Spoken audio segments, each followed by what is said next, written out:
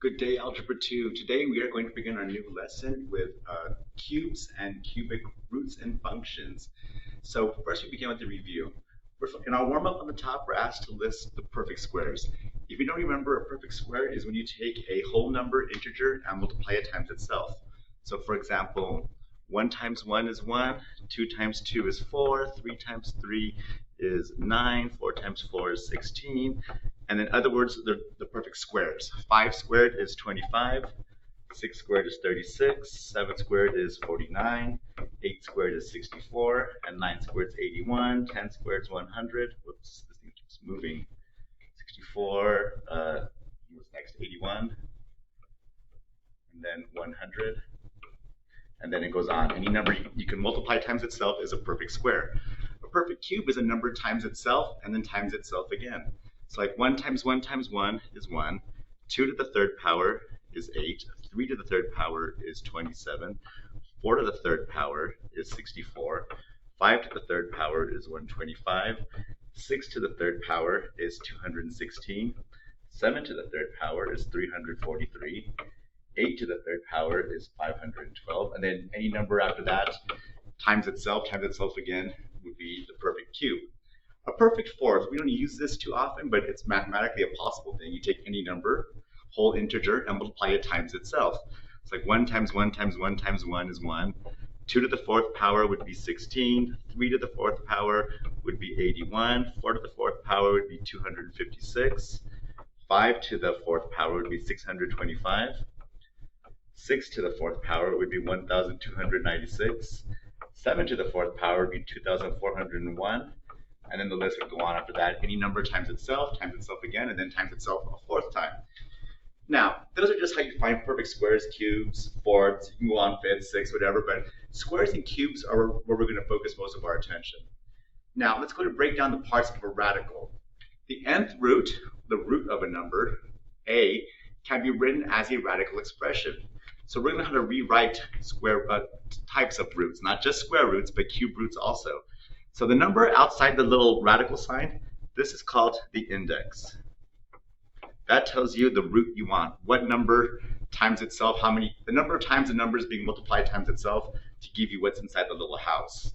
The little house is actually called a radical sign, or just the radical, as it's quite often referred to. And then what's in that little radical sign is called the radicand.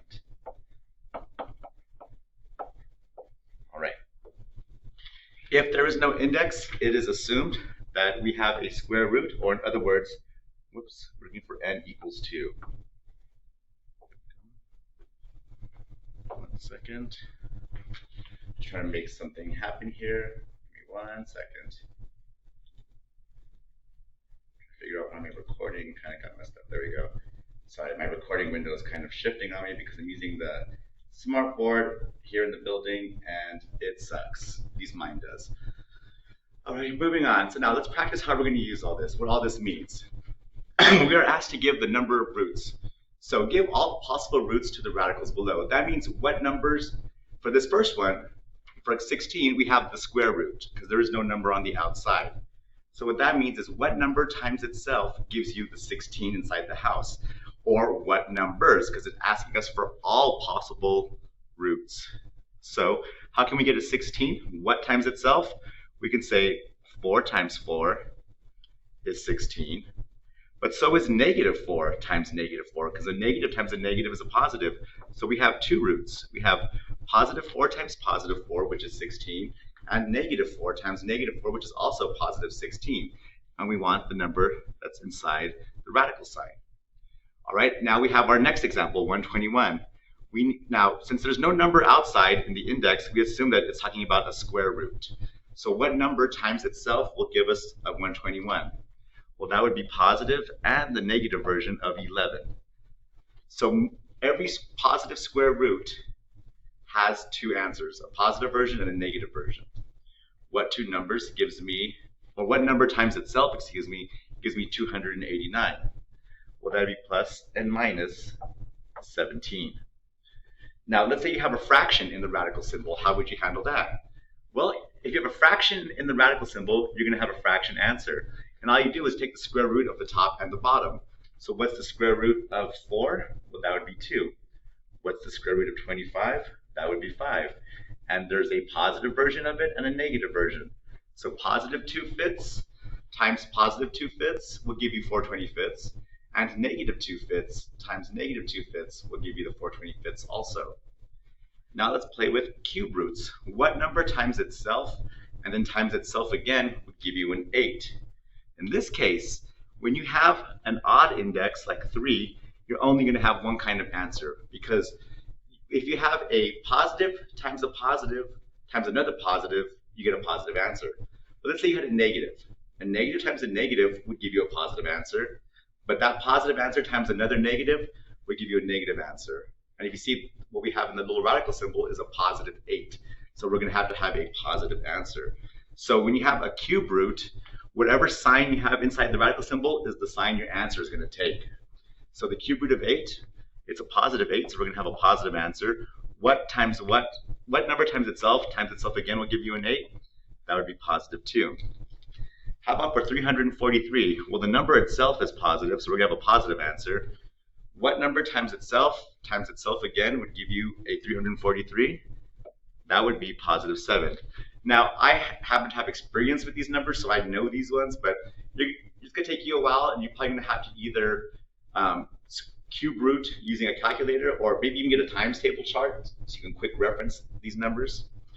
Now, we have the cube root of negative 125. So since we have a cube root, whatever sign we have in the house is going to be the sign of our answer. So whenever you have a 5, a lot of times something related to 5 is going to be the answer. For 125, I know that 5 times 5 is 25, times 5 again is 125. So 5 is my cube root, or in this case, negative 5. Now, just like above, we do the same exact thing. Oh, whoops, I don't want that. Let me get rid of that. I don't know why I started drawing a line. I know why now. We want to make a fraction answer. So what is the cube root of negative 127? Well, we know we're going to have a negative answer because the fraction itself is negative, as denoted right here. And since it's the cube root, it has to take the same sign as the inside. So what's the cube root of 1? Well, 1's always going to be 1. No matter what root you take, it's always going to be 1. What number times itself again gives you a 27? That would be a 3. So our answer would be negative 1/3. I'll kind of box in these answers here just to separate them from the rest of the problem. All right, so what about fourth roots? Fourth roots behave the exact same way. Only since fourth roots, since they're even, just like the square root was, this is a fourth root, we're going to have two answers again, a positive and a negative. Any root of 1 is always 1, so that's an easy one. Now we have 2,401. We know we're going to have a positive and a negative, and the number that gives us the fourth root of 2,401 is 7. How about for the fourth root of 4,096? We know it's going to be positive and negative, and that number is going to be 8. I will tell you, you're not going to do too many of these generally in almost any assignment. These are just examples to prove a point, and the point is going to be the chart below. Now let's say we have a fraction answer. We know we're going to have a positive and a negative because our index is even, just like it was up here, square root. So the fourth root of 81 is going to be 3, and the fourth root of 16 is going to be 2. So positive 3/2 and negative 3/2 are our two solutions. So what do these examples tell us about the kinds of roots we're going to have?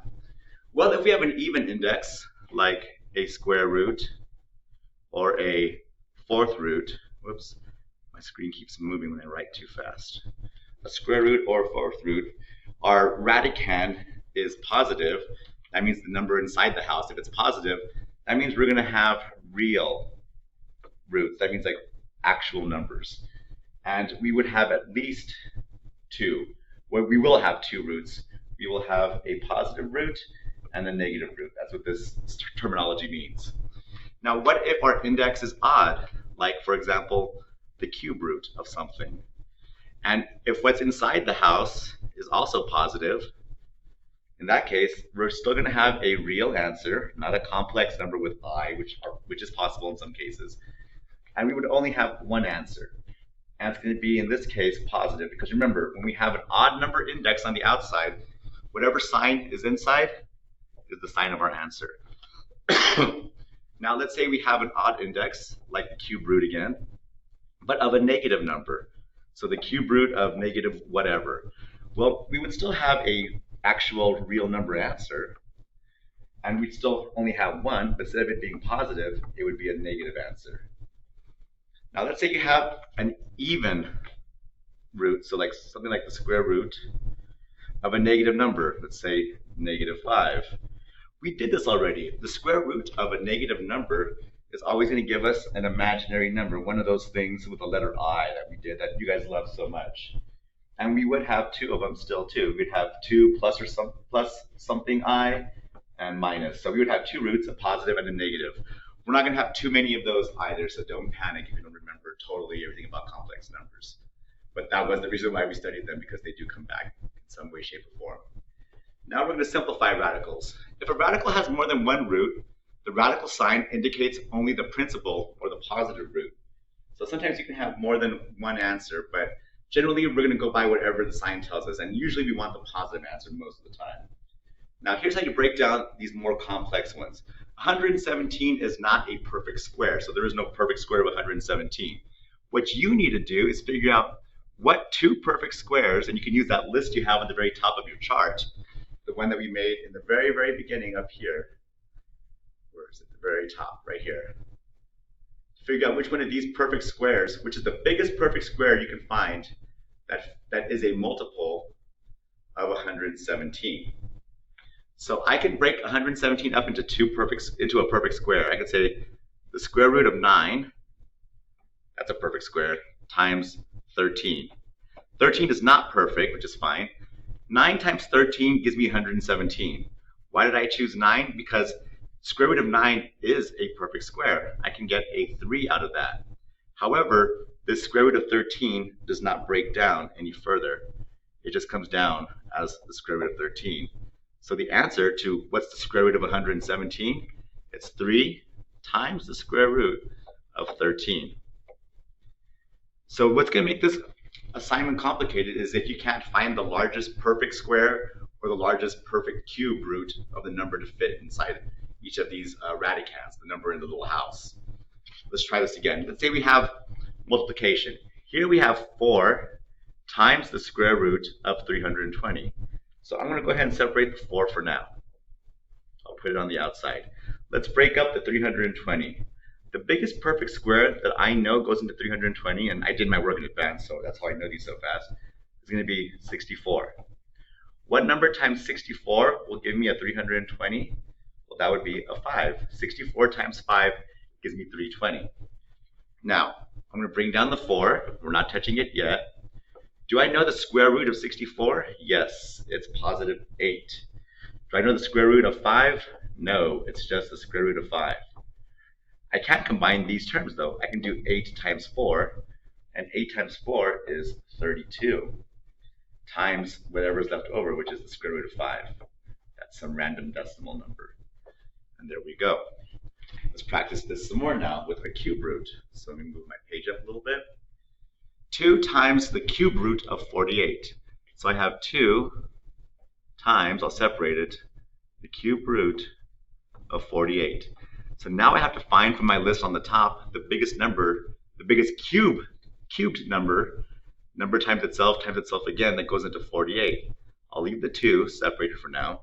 The biggest cube root that goes into 48 is going to be 8. So I have the cube root of 8. What times 8 is 48? Well, that would be 6. 8 times 6 is 48. Notice I just break this down into 2 pieces. That's kind of what's happening right there. Now let's see what else I can do to continue my work. Make a little arrow right here. I have 2 in the front. Do I know the cube root of 8? I sure do. It's going to be 2, because 2 times 2 times 2 is 8. Do I know the cube root of 6? I do not. So I'll leave it as the cube root of 6. I can combine these terms though. 2 times 2, which is 4, times the cube root of 6. Now let's go on to number 4. I have 3 times the cube root of 108. So I need to break up that 108 into 2 different cube roots. The biggest cube root that I can find that goes into 108 was going to be 27. When I say that goes into, that means I took, like, let's say 8, and I divided it into 108. If I didn't get a decimal answer, then I know it fits. Then I go to the next number. Let's say I tried 27. 27 would fit into it. 27 actually would fit into 108 4 times. All right, so here's the 3 pieces. Out of these 3 pieces, I have that big 3 in the beginning. The cube root of 27, what number times itself again gives you 27? That would also be a 3. The cube root of 4 cannot be simplified any further, into at least not into a whole number. So I'll just bring it over here on the side. Combine like terms now. 3 times 3 is 9, and I have left over the cube root of 4. All right, so there's my simplified form. Let's continue to the next examples for 5 and 6. All right, the cube root of negative 250. Now this one takes a little bit of a change, but nothing too complicated. Now first of all, I need to break this down into 2 pieces. I know I'm going to have a negative answer because it's a cube root, which is odd, and this is a negative answer. So I'm going to ignore the negative for now and just break down to 250. What's the biggest perfect cube that goes into 250? Well, that would be 125. 125 goes into 250 2 times. The cube root of 125 simplifies to the number 5. The cube root of 2 comes along for the ride because it doesn't simplify any further. But remember, because this was negative, this has to be negative also. So my final answer would be written as negative 5 cube roots of 2. Let's try this again with number 6. For number 6, I have 6 times the cube root of negative 2. So I have a 6 being multiplied in the front. I have an odd root, which means whatever sign I have in the house is going to be the sign of my answer. So I'm going to end up in the very end of this with a negative answer. Now, what is the cube root of 2? Is there any way to break that down? Well, I could say negative 2 is the product of negative 1 times the product of positive 2. Negative 1 times positive 2 is negative 2. Now, why did I break down the cube root of negative 1? Just to show that it can be separated a little bit. The cube root of negative 1 would be negative 1. Because negative 1 times negative 1 is positive 1, times negative 1 again is a negative 1. You want to break down as much as you can. Basically, you want to get rid of that negative sign from inside the house and bring it outside, and that's exactly what I did. Now I'm left with the cube root of 2.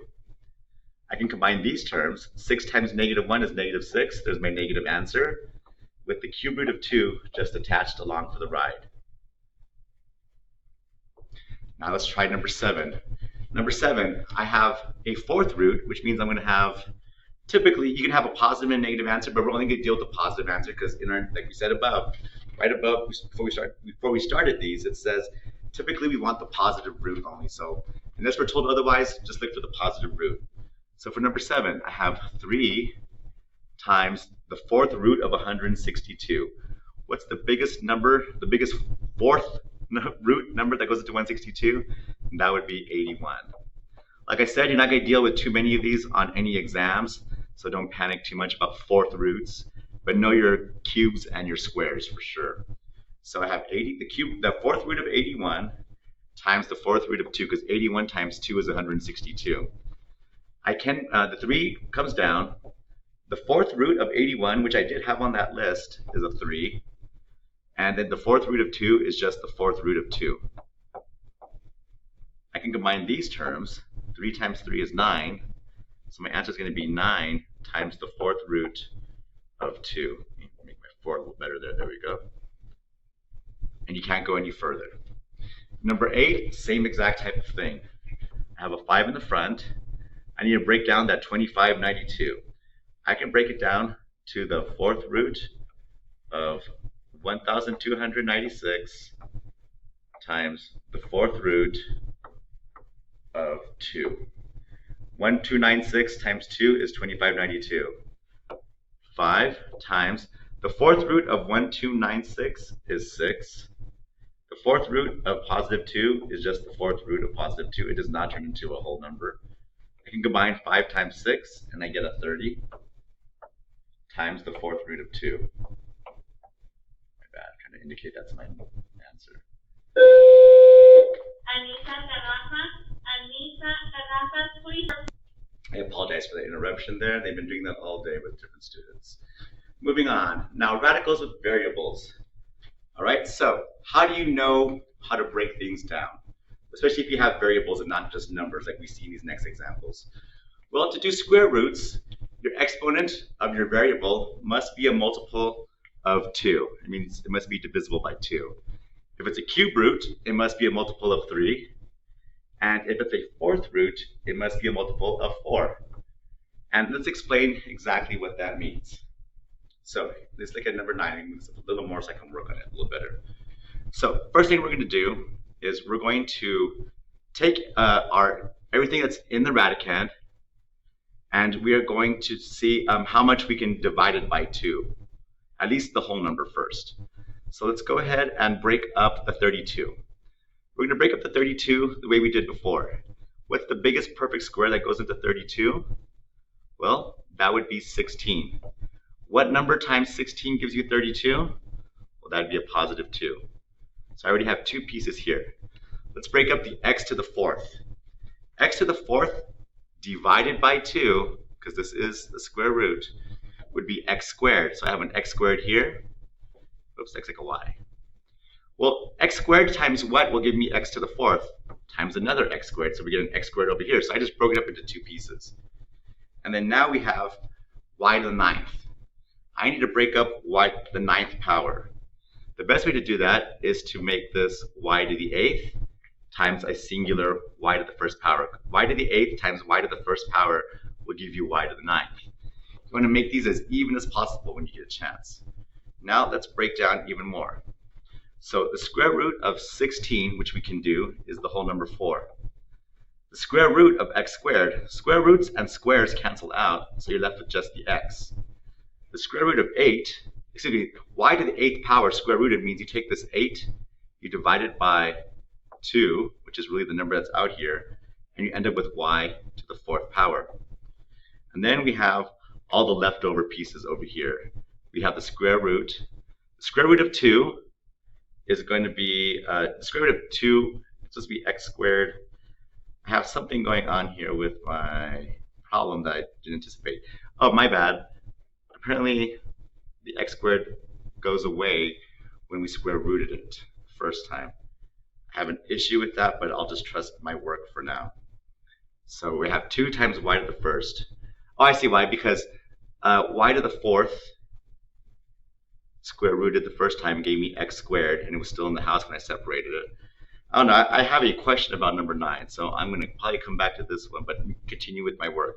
So the 2y comes down, and then I just have this as my final answer. So I made a mistake by including the x squared over here, but I'm trying to figure out exactly where the x to the 4th power went. And I see what I did now.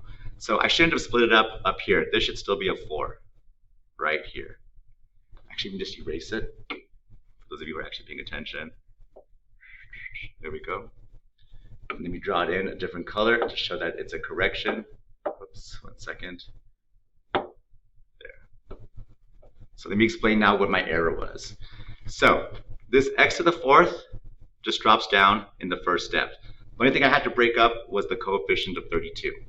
That's why I should have stopped. I don't know why I kept going with it, bringing up the x4. But anyways, so x4 came down, and then because 4 is actually divisible by 2, so that's why I didn't have to. I shouldn't have split it up in the beginning. 9, however, is not divisible by 2, so it had to be broken up into the closest even number, which is 8, and then the remaining piece came over here to the right, which is 1. That explains that now. And these are why I have and this is how I got my final answer now. So now it all makes a little sense. Because x to the 4th squared, well, that would give you x squared, there I go, y to the 4th, and square root of 2y. I apologize for that one, guys. It's been over a year since I've done these, so I'm kind of trying to remember all this from memory. Let's practice some more, shall we? And see if we can get it a little better this time. So we have the square root again of 324 times a cubed b7. So I need to rewrite this first.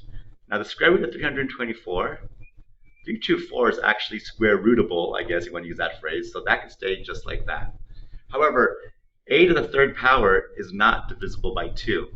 So I'm going to make this a to the second power because I need something divisible by 2. And whatever is left over, which is an extra a, will come over here. Now I need, same thing with b. b to the 7th power is not divisible by 2. So I can make this b to the 6th power, and I have an extra b left over, and I'll bring that over here. Now I can square root all this stuff. The square root of 324 is going to be 18. Ugh, I hate when this thing moves. The square root of a squared is a, because square rooting and squaring are two different things. To handle the b, I take 6, I divide it by 2, and I get b to the third. I have this stuff left over here in the radical symbol, ab, and there's my answer. All right, I'm getting better at this, which is a good thing. Let me go ahead now, let's go on to number 11. Let's try this now with the cubed root, which I have not practiced since last year, so let's see if I can do it without screwing up too much. So, here's a basic cube root. I have to make sure everything's divisible or cube rootable, I guess. Well, I do know I can find the cube root of 216, and that number is going to be 8. So I have a whole number 8, because the cube root of 216 is just 8. I have m to the third power, which is divisible by 3. 3 divided by 3 is 1. So I have m to the first power, or just m. Now the letter n. It's to the 6th power. 6 is divisible by 3. 6 divided by 3 is 2. Yay, that was a nice easy one. Thank you, Mr. Morales. All right, so let's try this now with number 12. So let's find the cube roots. Can 56 does 56 have a perfect cube root? It does not, so I will have to split it up into two separate cube roots. I'll have one cube root over here, and then the remaining junk that doesn't fit in the first one will be over here. So 56, how can I get a 56 with a perfect cube? 8 is a perfect cube, and 8 times 7 is 56. R is not divisible by 3. Excuse me, r to the 8th power is not divisible by 3. 8 is not divisible by 3. But I can, however, split it up into 6 r's over here, which is divisible by 3, and then 2 more r's over here to give us that 8, so that the remaining stuff. S's now. 4 is not divisible by 3, but 3 is, and then I would give you an extra s over here to have a total of 4. Now let's cube root everything on the left. The cube root of 8 is 2. R 6th power divided by 3 gives me r to the 2nd power. Then I have s's. The 3rd power divided by the 3rd power is just 1, or a singular s. And all that junk that I had over here just comes along. 7r squared times s. Big ugly numbers, but it does work. All right, let's continue this on. Number 13. Cube roots again is 6. Now, I do notice that I have a cube root and I have a negative in here, so I'm going to have a negative answer at the very end of all this. So I'm going to ignore the negative for now and continue on with the problem solving just like I did all the other ones. So, is 64 a perfect cube root? And actually it is. So, the cube root of 64, actually let me break this up some more, because all the pieces are not cube rootable. So 64 is, so I'll leave negative 64 in the bracket in the first one. Now let's take this 10. 10 is not divisible by 3, but I can take one away from it and get a 9, and put that extra x over here to make it 10, because 9 is divisible by 3. Now let's take y to the 21st power. Y to the 21st power is divisible by 3, so that can just go over here. So let's cube root everything now. The negative cube root of 64 is going to be negative 4. Now let's handle the x's. 9 divided by 3 is 3. So that handles that. Let's handle the y now. 21 divided by 3 is 7. And I have this remainder, and I forgot to put my cube root there because we're talking about cube roots. Cube root of x. And there's my final answer. This is kind of interesting now. I get the hang of it again.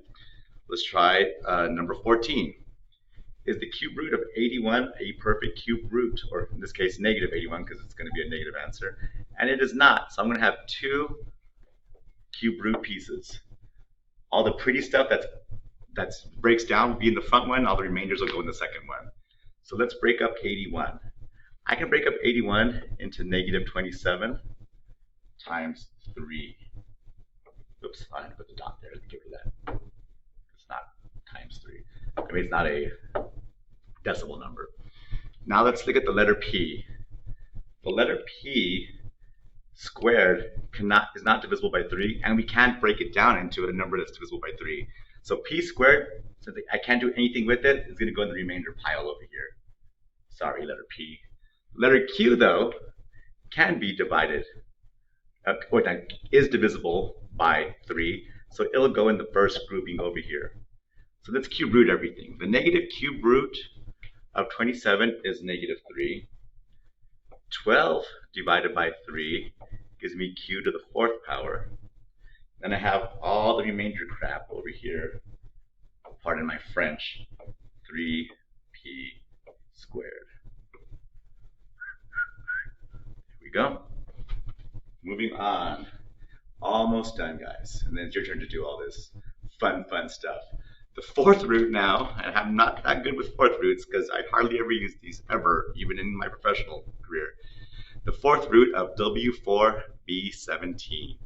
So we ask ourselves, look at the exponents, because we have no numbers, just exponents.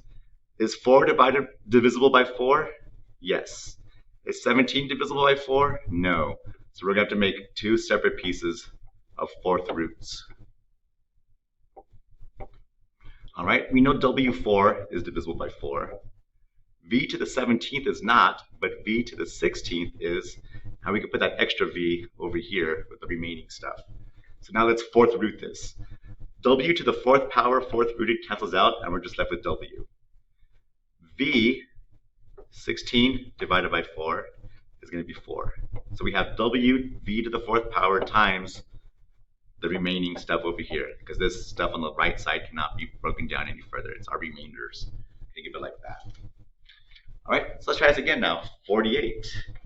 So is 48 divisible, or is there a perfect 4th root of 48? And already there is not. So I know I'm going to have at least two pieces. The good stuff in the front that breaks down, and the stuff that's remaining on the right side. What's the biggest 4th root number that goes into 48? Well, that would be a 16.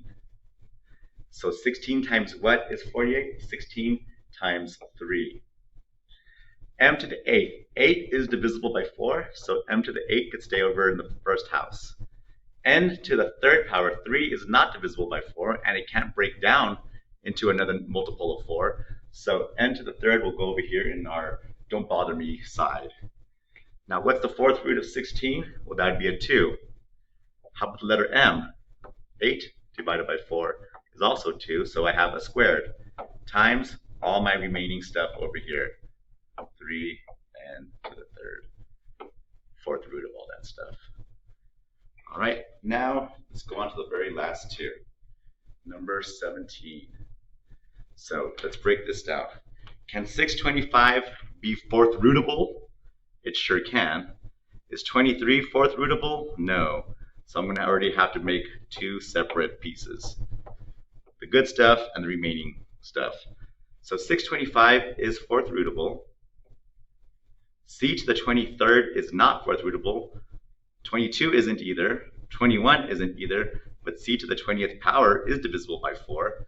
And I would have to have 3 left over here to get that 23. How about D to the 11th? 11 is not 4th rootable. 10 is not 4th rootable.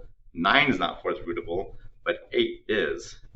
So I can break it to the 8th power and bring the remaining 3 that make 11 over here.